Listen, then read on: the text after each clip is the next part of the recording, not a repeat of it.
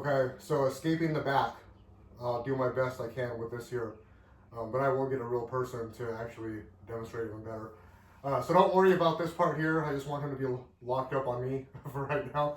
So what I want, of course, is I want to start fighting those arms, okay? Especially the one that's around my neck, all right? The last thing I need is the body triangle. You know, that body triangle comes very quickly, okay? No matter what position it is, comes very quickly. So next video with a more resistant person, I'll go over the body triangle, which is the most difficult to escape when someone has your back, but I'll go over it.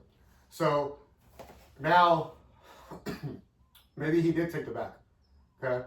And maybe he did it to where he hasn't established position yet, but he's going for the choke and he hasn't really put in the body triangle. So what I'm gonna do is I'm gonna put my whole hand right in the crease of the arm. It'll buy me just maybe 2% of time just to have me get to where I want to be. So once I'm here, I go ahead and I bridge on him just like this here. I make him carry my weight. See how I'm bridging on him? And the further I can go, the better. So once I'm here, what I'm going to do is I'm going to go to this side, the choking side, and I'm going to rest on his bottom leg. Okay, I want to make sure I feel that hip flexor against my hip bone.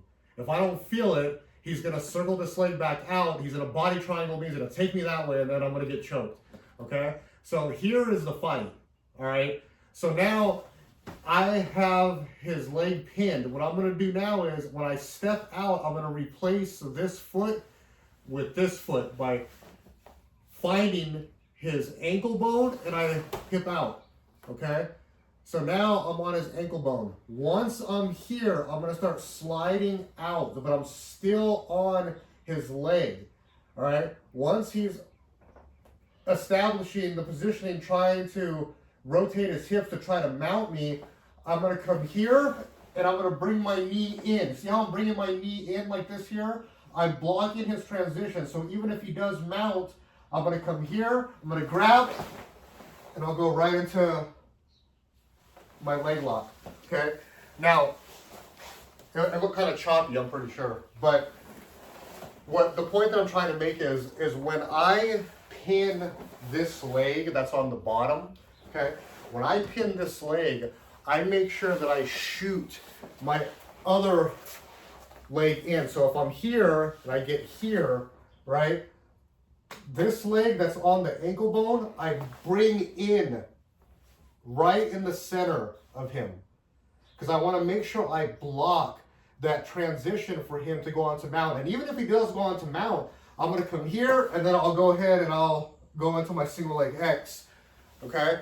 But I want to make sure that I use my legs to start pushing him away to where he doesn't start transferring into the mount and now I have to fight out of another position, okay?